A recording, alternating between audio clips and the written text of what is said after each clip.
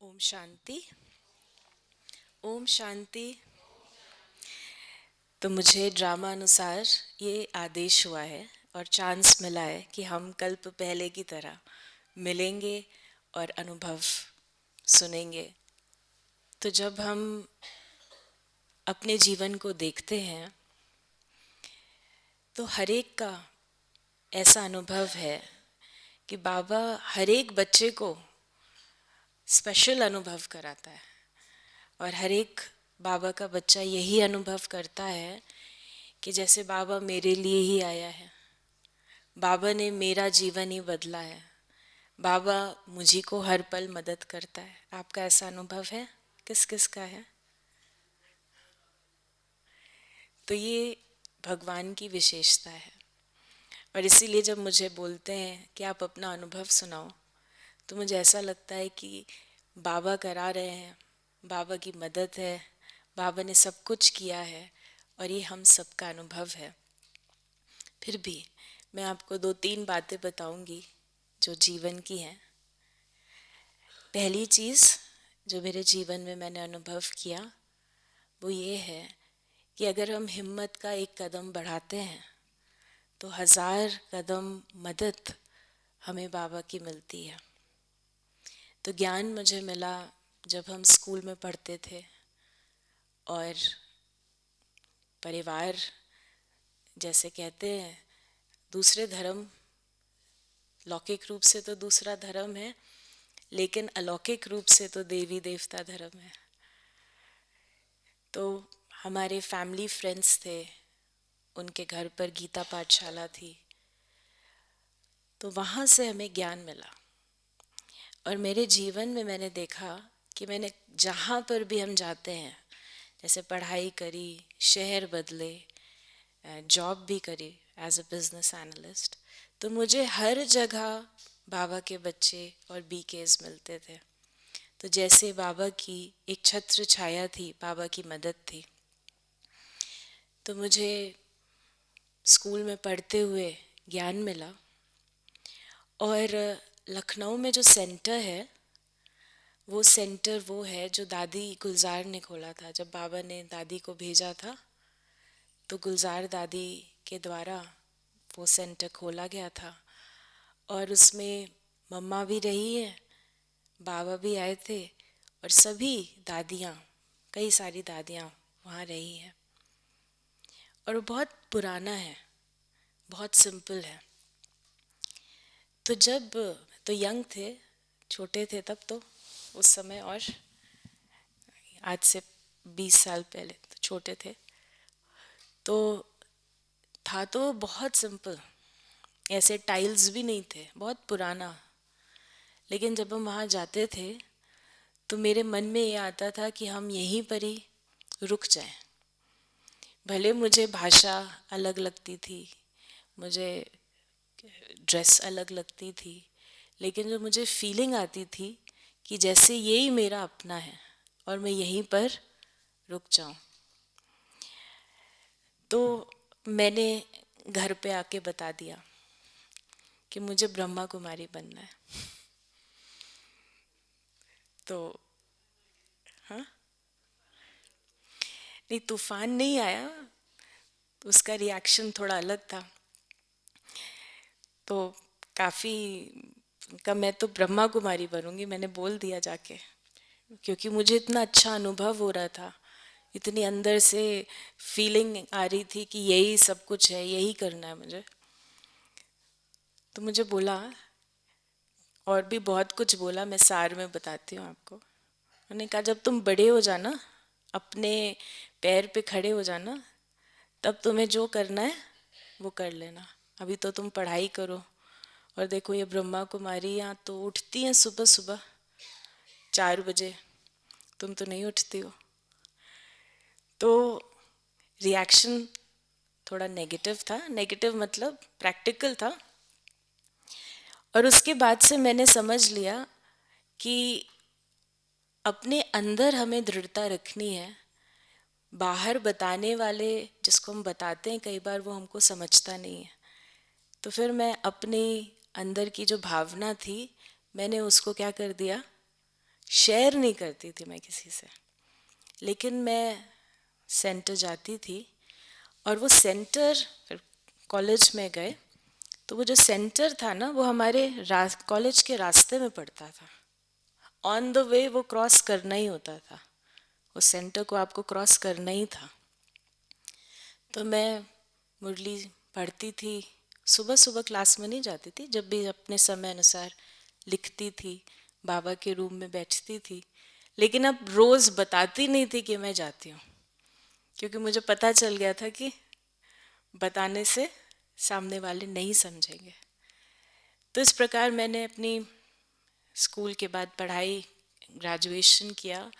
और उसके बाद कम्पेटिटिव एग्ज़ाम्स होते हैं एमबीए के। तो मेरा एमबीए में एक बहुत अच्छे कॉलेज में एडमिशन हो गया, वो भी बाबा की मदद है, बॉम्बे में। तो जब मेरा मुंबई में एडमिशन हो गया कॉलेज में, तो जाना तो होगा, क्योंकि बहुत अच्छा वो कॉलेज था। तो जब हम बॉम्बे जा रहे थे तो मेरे मन में आया कि यहाँ तो मेरे रास्ते में था, अब बॉम्बे को क्या कहा जाता है, कौन सी नगरी कहा जाता है? माया की नगरी। तो माया की नगरी में पहली बार घर को छोड़कर मैं जा रही हूँ, तो मैं रोज़ सेंटर कैसे जाऊँगी? क्योंकि उस समय ये मुरली ऐसे तो नहीं मिलती थी इंटरनेट पे जैसे हमें रोज़ मिलती है। एक मुरली देते थे, वो भी पुरानी, उसको पढ़ के वापस करो तो फिर दूसरी पुरानी मुरली देते थे। ऐसे ऐसे स्टडी करते थे। तो एनीवेज, मेरा एडमिशन तो हो गया, वो भी बाबा ने ही कराया। और मैं गई, तो मैंने सेंटर, जब जाने से पहले लेटर देते हैं ना वहाँ के पास के सेंटर, तो वो जो सेंटर था बॉम्बे में, पार्ला सेंटर, वो हमारे कॉलेज के पीछे था। तो अगर कॉलेज के पीछे मतलब वो रोड जात ख़त्म होती है तो वो सेंटर था। और हॉस्टल था, तो हॉस्टल उसको क्रॉस करके आप हॉस्टल जाइए, और कॉलेज मतलब 5 मिनट्स भी नहीं होगा, ऐसा रास्ता था। वंडरफुल। और वो सेंटर में सभी दादियाँ आते थे उस समय। जानकी दादी बॉम्बे से स्टे ओवर करके जाते थे, गुलजार दादी।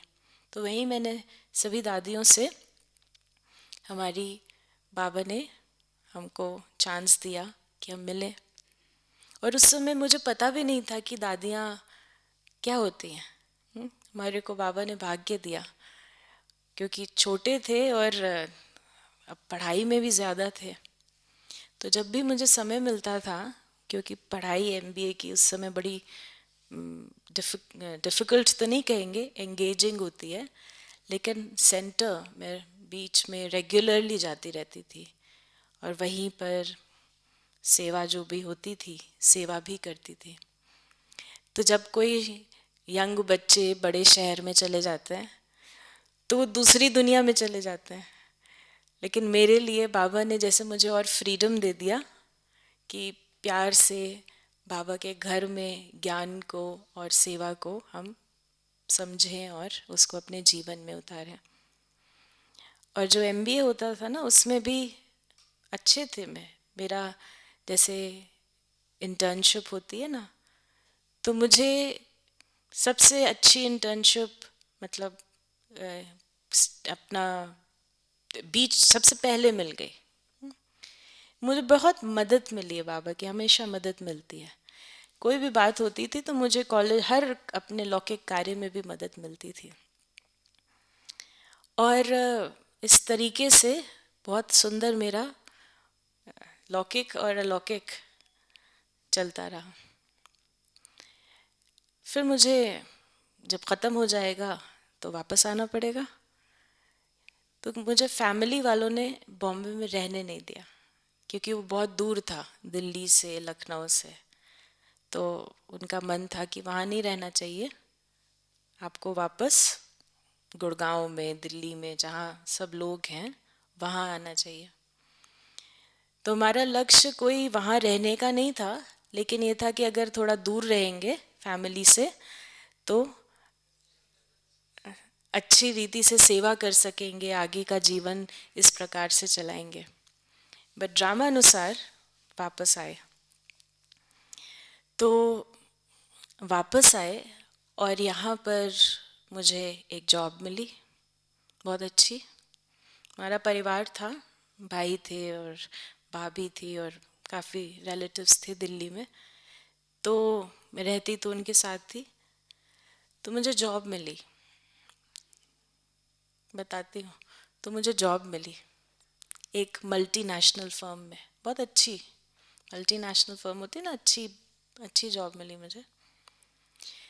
तो गुड़गांव में जो मल्टीनेशनल फर्म्स होती है, उनका जो माहौल है वो वैसे ही है जैसे दुनिया में, विदेश में जिस तरीके का तमो प्रधानता है, वैसी वहाँ पे भी आपको मिल जाएगी, ऐसे ही है।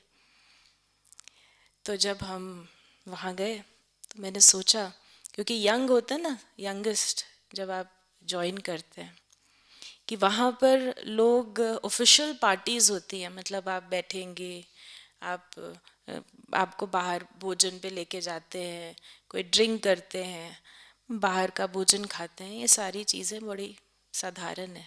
तो जीवन वहाँ एक नॉर्मल बात है। तो मैंने सोचा कि आप जब छोटे होते हैं और सारे बड़े बड़े होते हैं तो उनको कैसे बताऊंगी, उनको, और थोड़ा कैसे बताऊंगी कि मैं बीके में, मैं बीके हूँ, या फिर मैं बोलती मुझे मुझे नहीं खाना है। क्योंकि मैंने ये अनुभव से देखा था कि किसी को कुछ बताने से फ़ायदा नहीं है। शांति से करना चाहिए, बोलना कम चाहिए और दृढ़ता से अपनी धारणाओं को पक्का करना चाहिए। तो ये मेरे मन में सवाल आता था, तो मैं ज्वाइन किया। तो जिस टीम में मैंने ज्वाइन किया, उस टीम में एक बीके थी कुमारी, पक्की। और वो जो बॉस थी ना, जो हेड थी उस, मतलब वो मेरे ज्वाइन करने के 2 हफ्ता पहले ओआरसी रहकर आई थी। बीके, वो बीके नहीं थी, लेकिन वो ओआरसी रह के आई थी गुड़गांव में। और वो जो कुमारी थी वो इतनी पक्की थी, बचपन से ज्ञान में थी। तो ना वो भोजन ऐसे नहीं खाती थी, विदेश भी जाती थी, ट्रैवल करती थी वो, लेकिन पूरी सब कुछ करती थी, लेकिन उसकी धारणा मजबूत थी। तो फल ले लेती थी, कुछ इस तरीके की चीज़ें हैं, ऐसी रॉ चीज़ें ले लेती थी। तो बाबा ने मुझे उसकी भी मदद करी, क्योंकि अगर वो मुझसे सीनियर थी और उस वो तो पहले ही सब जानते थे कि ये खाती नहीं है उसके हिसाब से। तो वो भी बाबा ने मुझे जैसे एक सपोर्ट सिस्टम दिया कि आपको वो भी मिल जाएगा। फिर हम दिल्ली में रहते थे और दिल्ली से गुड़गांव शिफ्ट हुए। अब मैं अपने परिवार के साथ थी, ब्रदर और उनकी वाइफ और सब, क्योंकि गुड़गांव से ऑफिस पास पड़ता था।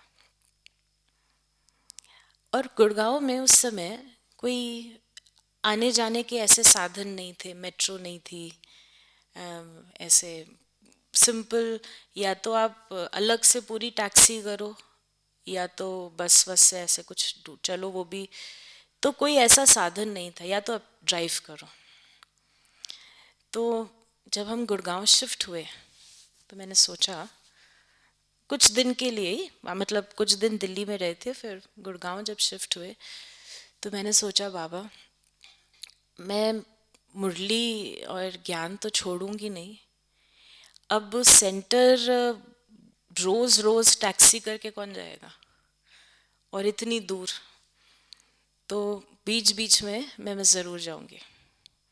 और मन में था कैसे जाएंगे, कैसे करेंगे, क्योंकि घर जो देखना था वो मैंने तो ढूंढना नहीं था, वो तो हमारे भाई ने, उन्होंने सब ने ढूंढना था फ्लैट। मुझे तो बस जाके शिफ्ट होना था। तो हम शिफ्ट हो गए। एक सोसाइटी है वहाँ पर, अभी भी है, और उस सोसाइटी में 2 सेंटर्स हैं। हमारा जो घर, जो फ्लैट था, वो 8th फ्लोर पे था, 8वीं मंजिल पे। हमारे कज़न का घर था, उसी को रेंट पे उन्होंने लिया था, हमारे एक रिलेटिव का था। तो 8th फ्लोर पे था शायद, हाँ 8th फ्लोर पे था। तो उसकी पीछे वाली बिल्डिंग में 8th फ्लोर पे सेंटर था, ठीक है, पीछे बिल्डिंग में 8th फ्लोर पे सेंटर था। और जब आप नीचे उतरेंगे तो सामने वाली बिल्डिंग में ग्राउंड फ्लोर पे सेंटर था।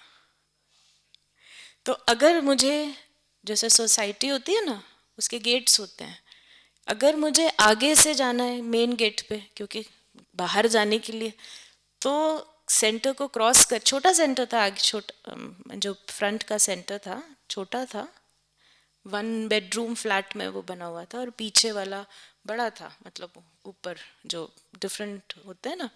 लेकिन मुझे क्रॉस करके ही जाना था, जा ही नहीं सकते विदाउट क्रॉसिंग। तो मुझे ऐसे कई अनुभव, अभी तो मैंने आपको संक्षिप्त में बताया है, तो मुझे ऐसे लगने लगा कि जैसे कोई हाथ धो के आपके पीछे पड़ जाए ना, तो हर जगह मुझे बाबा के बच्चे, बाबा का घर, मैं नहीं भी चाहूँ तो भी मुझे मिलता था। तो मैंने ये तो सोचा था कि कभी भी जीवन में ज्ञान को नहीं छोड़ेंगे, लेकिन ये लक्ष्य नहीं था कि हम समर्पित हो जाएंगे, क्योंकि समर्पित होना तो सोच ही नहीं सकते ना कैसे। पहले दिन तो ऐसा अनुभव था कि ये मेरा घर है, लेकिन फिर प्रैक्टिकल में पता चला कि ऐसा कैसे होगा, उसकी प्रैक्टिकलिटीज होती है ना, बस सोचने से थोड़े ना होता है कि मेरा घर है, लेकिन बहुत सारी बातें होती हैं। तो एनीवेज, तो इस प्रकार से वो मुझे सेंटर भी मिल गया। और कुछ और जितना जितना मैं ये करती थी ना, जाती थी, उतना मुझे जैसे बाबा का अनुभव होता था। और मुझे मन में ये आ गया कि मुझे, और मैं बाबा से, क्योंकि किसी से कह नहीं सकती थी कुछ, तो मैं बाबा से ही बात करती थी, और मुझे बाबा के आंसर मुरलियों में मिलते थे। जो मैं सोचती थी उसका जवाब मुझे मुरली में मिल जाता था शुरू से ही। तो ऐसा लगता था जैसे बाबा किसके लिए मुरली चला रहा है। आपको भी यही लगता है ना? और ये सत्य है, बाबा हर एक के लिए इंडिविजुअली मुरली चला रहा है। तो ऐसा मुझे लगता, क्योंकि मुझे पूरी मुरली उस समय नहीं समझ में आ रही होती थी, लेकिन मुझे वो दो चार जो बातें थी वो मुझे समझ में आ जाती थी कि ये मेरे लिए है, क्योंकि शुरू में इतना डेप्थ में मुझे नहीं आता था समझ में। तो मैं बाबा से पूछती थी, कई सारे सवाल पूछती थी। तो एनीवेज, तो मैंने डिसाइड किया कि ये जो भी हो रहा है मुझे समझ में तो नहीं आ रहा है कैसे, क्योंकि मैं कुछ भी करूं वो सेंटर आ जाता था, कुछ ऐसी चीज़ें हो जाती थी। तो मैंने कहा मैं ना सब कुछ एक बार फुल्ली करूंगी धारणा। मुझे नहीं समझ में आ रहा है कि क्या, कौन, कैसे हो रहा है, लेकिन मैं सारी धारणा करूंगी। दैट मीन्स मैं मॉर्निंग क्लास में जाऊंगी, अपना भोजन बनाऊंगी, ये सब मैं करूंगी धारणा। तो वो मैंने प्रारंभ किया, क्योंकि उससे पहले धीरे धीरे धीरे मैंने जीवन में अपनी धारणा की, क्योंकि छोटे थे ना, तो पहले तो मैंने नॉन वेज छोड़ा था। क्योंकि घर पर तो हर प्रकार का भोजन बनेगा, लेकिन मुझे ये नहीं समझ में आ रहा था कि मैं ये कर पाऊंगी या नहीं कर पाऊंगी। तो एक दिन मैंने दृढ़ संकल्प बस सोचा, शुरू में जब ज्ञान में आए थे, पढ़ाई पढ़ रहे थे, कि मैं अब भोजन, शुद्ध वेजिटेरियन भोजन खाऊंगी 1 हफ्ते के लिए। कितने दिनों के लिए? अगर ज्यादा, उस समय इतने छोटे थे, कहती जीवन भर के लिए, तो सोच, जीवन तो पहाड़ दिखाई देता है। तो मैंने सिर्फ 1 हफ्ते के लिए सोचा था, पहले 1 हफ्ता ट्राई करेंगे, कर पाएंगे फिर उसको 1 हफ्ता और बढ़ाएंगे। तो मैंने डिसाइड किया कि नहीं, दृढ़ता थी या नशा था, लेकिन वो अब समझ में आता है वो बाबा की मदद थी। तो मैंने छोड़ दिया नेक्स्ट डे मुझे याद है, मैं छोटी थी, पढ़ाई किसी के घर पर फंक्शन पे गए और वही सब जो चीज़ें होती हैं बनी हुई थी। तो उन्होंने मुझे, मैंने लिया नहीं, मैंने रोटी ली, दही लिया, रायता होता है ना, रोटी और रायता लिया। तो उन्होंने कहा आपने ये नहीं लिया? तो मैंने कहा मैं नहीं खाती। तो वो मेरी रिलेटिव थी, उन्होंने कहा कब से? क्योंकि कुछ दिन पहले तक तो मैं खा ही रही थी। लेकिन मुझे ऐसा अनुभव, मेरे लिए ऐसा था कि मैं खाती नहीं हूँ, जैसे वो स्मृति नहीं थी, वो निश्चय था।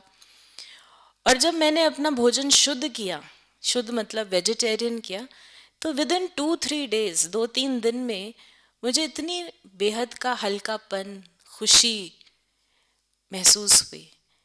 और फिर मैंने कभी भी नॉन वेज तो खाया ही नहीं। और मैं सोच नहीं सकती, नॉन वेज एग ये जो भी चीज़ें होती हैं तामसिक नहीं खाई। उस समय, उससे पहले मुझे समझ नहीं थी कि ऐसा हो भी सकता है, मैं खुद कर पाऊंगी, बट मुझे ऐसा अनुभव हुआ। और फिर जब वर्क करने लगे, जब गुड़गांव में,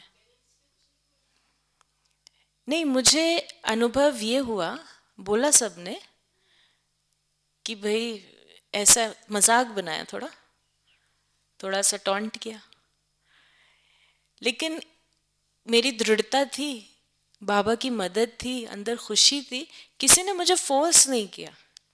जब मैंने डिसाइड किया तो फिर मेरे लिए सब्जी, कहीं पे भी मैं जाती थी तो मेरे लिए सब्जी अलग से रख देते थे कि ये तो सब्जी, ये तो ये खाएंगे।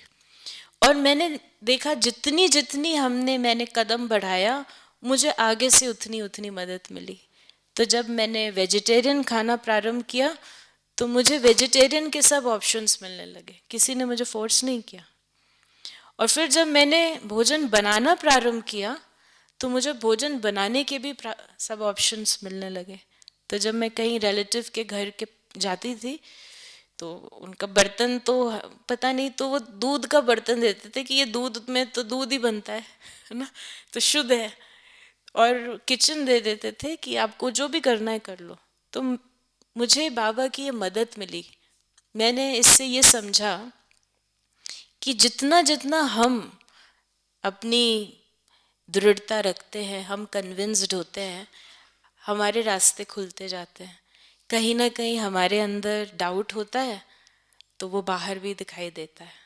तो जितना मेरे अंदर दृढ़ता थी कि मुझे करना है, उसी अनुसार मुझे मदद मिलती रही, ऐसा मुझे अब समझ है।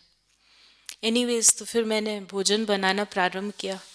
तो थोड़ा, जब भोजन बनाना प्रारंभ किया, जब कि मैं सब कुछ करूँगी, तो मैंने कहा बर्तन भी अपने लूँगी। अब आप घर में बर्तन लेने लगे हैं, एक ही किचन में दूसरा बर्तन रख लें तो कैसा लगेगा। तो मैंने बोला कि ऐसा नहीं बोला कि मैंने सब कुछ ऐसा करना है, क्योंकि मैं तो अनुभव से समझ गई थी ना। इसलिए मैंने कहा कि देखो अब मैं बड़ी हो गई हूँ, अब कॉलेज के बाद मुझे खाना बनाना ठीक से आना चाहिए ना, खाना वैरायटी खाना बनाना चाहिए। तो मैं प्रैक्टिस कर रही हूँ, रोटी नहीं बन पाती है ये सब, अब मैं सीख रही हूँ। तो मैंने उस हिसाब से अपने कुछ बोला नहीं, युक्ति से अपना किचन में अपना बनाती रही। और मुझे खाना शुद्ध कैसे बनता है वो सेंटर से सीखती थी। विदाउट अनियन गार्लिक कैसे बनाएंगे, तो वो सेंटर से मैं पूछती थी, बनाती थी, बनाने लगी। और ऐसे करते करते बढ़ते गए कुछ ही समय में। और उसके बाद अब जब आप थोड़े बड़े हो जाते हैं तो नेचुरली क्या होता है, आपको कहेंगे अपने जीवन में डिसाइड करो तुमको किस दिशा में जाना है। क्योंकि जॉब मिल गई थी बहुत अच्छी, पढ़ाई ख़त्म हो गई थी, तो अब कौन सी दिशा में जाना है।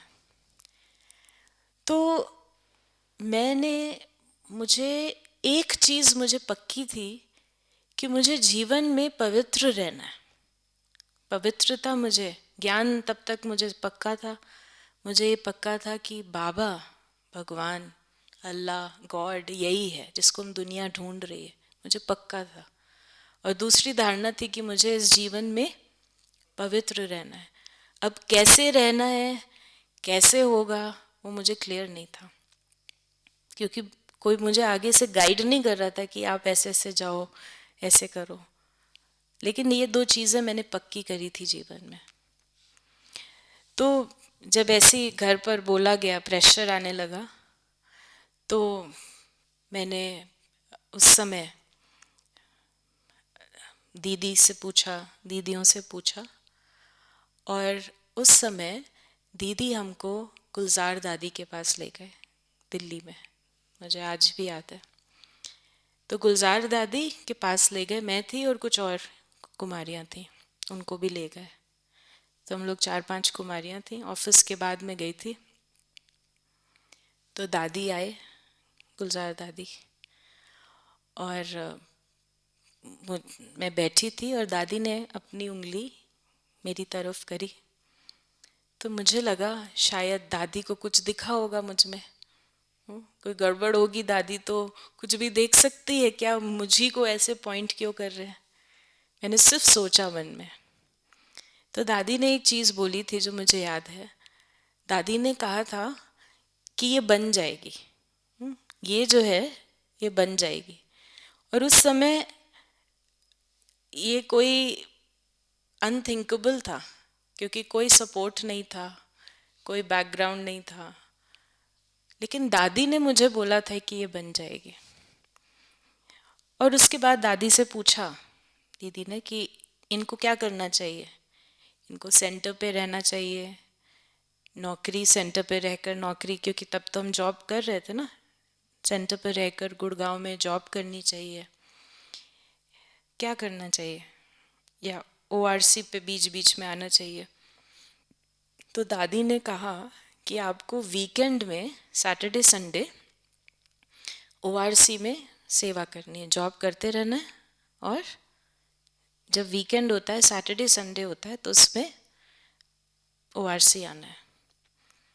तो मैंने उसको, जैसे बाबा ने मुझे ये आदेश दिया है, तो मैं उसके बाद से एवरी वीकेंड, यानी फ्राइडे को मैं आती थी ऑफिस से, और मंडे मॉर्निंग वहीं से मैं ऑफिस चली जाती थी, क्योंकि गुड़गांव के पास ही था वो। एनीवेज सेंटर और हम रेगुलर इसलिए भी हुए क्योंकि घर के सामने ही सेंटर था, तो घर वालों को भी लगता था मैं कहाँ गई हूँ, तो सामने वाली बिल्डिंग में ही थी मैं, राइट। तो वो भी थोड़े यूज्ड टू हो गए थे धीरे धीरे आने जाने, क्योंकि इतना सामने ही था, आके मैं वापस आ जाती थी। और धीरे धीरे फिर मैं वीकेंड पर, कि मैं, लोग घूमने जाते हैं तो मैं इस तरीके से वीकेंड पर जा रही हूँ यहाँ रिट्रीट सेंटर में। और मैं लगभग 1-1.5 साल ऐसे रेगुलरली, चाहे आंधी हो, तूफान हो, कुछ भी हो, तो मैं वापस वहीं आती थी, ओआरसी आ जाती थी, फ्राइडे को आती थी, और मंडे को यात्रा भोजन लेके जाती थी। तो जो यात्रा भोजन वाले थे उन्होंने कुछ 1-2 बार तो मुझे दिया, क्योंकि उनको तो पता नहीं था। तो बड़ी युक्ति से उन्होंने, उनको लगता था ये यात्रा भोजन लेके जाती है और फिर आ जाती है, कहाँ से आते हैं, अब यात्रा भोजन लेके तो कभी बाद में आना चाहिए ना। तो उन्होंने पूछा बड़े प्यार से, वो तो सेवा में होते हैं ना, जो उनको लगता है फिर से बना के इनको देना है। तो फिर मैंने कहा नहीं, मैं आता है, दीदी ने दादी ने बोला है तो हम मंडे को लेके जाते, तो मैं वहीं से मंडे को भोजन लेके जाती थी ऑफिस। तो इस तरीके से जो भी छुट्टी होती थी वहाँ पर सेवा, दादी गुलजार तो वहाँ तब बहुत आते थे। और एक बार जैसे मेला होता है ना, वहाँ बड़ा मेला हुआ गुड़गांव में, काफ़ी अच्छा मेला था, 8-10 दिन का था। तो वहाँ पर कनुप्रिया को आना था। कनुप्रिया याद है आपको, जो क्वेश्चन पूछती थी? हाँ। और उसको पूछना था, एक डॉक्टर थे, उन्होंने शरीर छोड़ा, डॉक्टर अवधेश थे, डॉक्टर सुजाता थी। तो उनके साथ रिलेशनशिप्स पे उनकी क्या होनी थी, एक इंटरव्यू, चिट चैट होना था। तो उनको आना था, अच्छी बात है। उसका आना कैंसिल हो गया। तो जो बहन कोऑर्डिनेट कर रही थी ना, क्योंकि ये काफ़ी बड़ा प्रोग्राम, बड़े स्तर पे किया था, कई दिन का मेला किया था, और बहुत अच्छा वीआईपी प्रकार से सेवाएं वहाँ पर हो रही थी। तो वो जो बहन थी जो कोऑर्डिनेट कर रही थी ओआरसी की, उन्होंने मुझे फ़ोन किया कि आप आ सकते हैं, क्योंकि ये तो इमरजेंसी हो गई ना अचानक। 5 बजे प्रोग्राम था और 1 बजे कैंसिल हो गया सब। तो उन्होंने बोला आप आ सकते हैं, क्वेश्चन पूछ सकते हैं आप। तो मेरा एक ये भी नियम मैंने बनाया था कि बाबा के घर पर कोई कुछ कहता है तो उसको क्या कहना चाहिए। आता तो मुझे नहीं था कुछ भी, लेकिन क्या बोल देना चाहिए, तो फिर बाबा कराएगा। तो मैंने कहा मैं आ जाऊंगी, लेकिन मैंने कभी ऐसा किया नहीं है। कहा कोई बात नहीं, आप कर लेंगे। फिर उन्होंने कहा, क्योंकि ऑफिस जाते थे ना, तो उन्होंने पूछा आपने सूट पहना है, शलवार सूट, क्योंकि तो बाबा के घर का प्रोग्राम है ना, ऑफिस के कपड़े तो नहीं पहने। तो मैंने कहा मैंने सूट तो पहना है लेकिन काला है। तो कहा कोई बात नहीं, आप आ जाओ। तो मैं आई और वो जो टॉक थी, क्वेश्चन आंसर, वो बहुत चला, बहुत बार टीवी पे आया, बहुत समय तक आता रहा। और वही मेला था, क्योंकि वो 10 दिन का शायद मेला था। उस समय तक मुझे ये डिसाइड करना था, क्योंकि घर से भी था ऑफिस से भी था, कि मुझे आगे क्या करना है। अभी मुझे क्लियर नहीं था कि मैं जॉब करूं, क्या करूं। अब मैंने तीसरी चीज़ भी पक्की कर ली थी कि जीवन मुझे बाबा की सेवा में लगाना है, चाहे मैं जॉब करते हुए करूं, लेकिन जॉब ऐसी करनी है जिसमें मेरा पुरुषार्थ भी हो। अगर आप किसी बहुत बड़ी कंपनी में ऐसे करते हैं तो वो उस हिसाब से आपको चलना पड़ता है। पार्ट टाइम करूं, कैसे करूं, वो मुझे क्लैरिटी नहीं थी। बट मुझे ये पता था कि मुझे पवित्रता से, धारणा से और इस तरीके से चलना है। तो वहीं पर उसी मेले के दौरान कुछ कुमारियाँ टीचर्स ट्रेनिंग के लिए आ रही थी। मैं 1-1.5 साल से तो सेवा करती थी। तो मैंने ये डिसाइड किया कि जो जॉब है हम उसको छोड़ देंगे और टीचर्स ट्रेनिंग में मैं चली जाऊंगी। मैंने अंदर से डिसाइड कर लिया। और उसी के दौरान मैंने बता दिया थोड़ा तो सब, क्योंकि थोड़ा मैं जाती आती थी, लेकिन वो कुछ भी बोल रहे थे उसका असर मुझ पर नहीं था। और उसमें मुझे इतना, मैं बिजी थी माइंड से, मुझे प्रिपरेशन करनी थी मधुबन आने की। ना मेरे पास कपड़े थे मधुबन जैसे, हाँ, वाइट कपड़े, ये सारी चीज़ें मुझे खुद करनी थी। और जो ऑफिस था उसको मुझे ट्रांसफ़र करना था काम, जो भी सब कुछ करना था। तो वो सब बिज़ी होते हुए वो कर लिया मैंने। और मुझे याद है फ्राइडे को मैं आई ओआरसी, और ऑफिस जाने की जगह मंडे को हम मधुबन टीचर्स ट्रेनिंग में चले गए, क्योंकि जॉब तो मैंने छोड़ दिया था, आई रिज़ाइंड। और उसके बाद जब आप टीचर्स ट्रेनिंग में जाते हैं तो आपका फ़ोन ले लेते हैं, फ़ोन लेके लॉक कर देते हैं। तो मैंने बता दिया था इस टाइम तक मेरे पास फ़ोन नहीं रहेगा।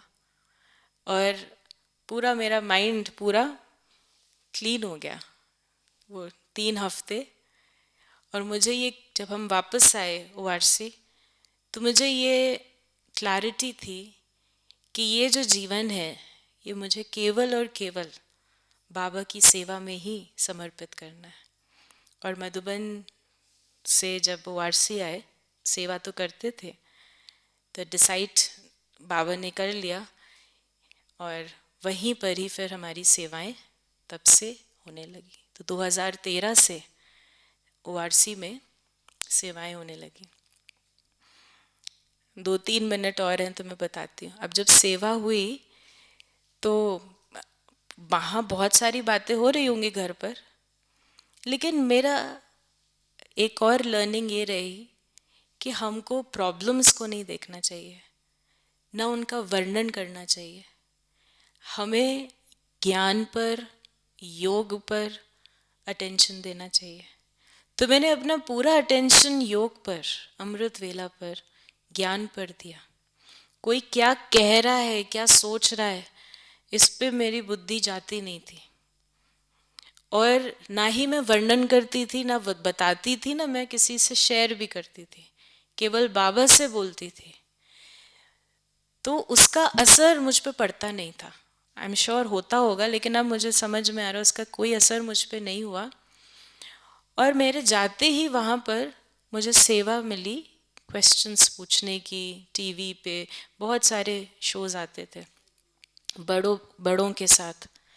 और ये मेरा सर्वश्रेष्ठ भाग्य है, क्योंकि यहाँ यज्ञ की मैंने सब किताबें पहले ही पढ़ी हुई थी। ड्राम जगदीश भाई की किताबें, मुरलियाँ, सब बहुत अच्छे से अध्ययन किया था। तो वहाँ पर जब जब समर्पित हुए, तब फिर मुझे बड़ों से डायरेक्ट ज्ञान प्राप्त हुआ। और जो निज ज्ञान है, जो ठोस ज्ञान है, वो मुझे क्लैरिटी और मुझे बाबा ने दी। और दूसरा जो सेवा से फ़ायदा ये हुआ कि जो घर वाले थे, माता थी, मेरी मदर थी, अब तो नहीं है, तो वो टीवी पे देखती थी। अब टीवी पे कोई आता ही है तो देखती थी, खुश है, मुस्कुरा रही है, और अग्री तो नहीं कर रही, लेकिन कुछ अच्छा ही कर रही है ना, अच्छा तो चल रहा है। और इतना ज़्यादा आता था, प्रतिदिन कोई ना कोई प्रोग्राम आता था।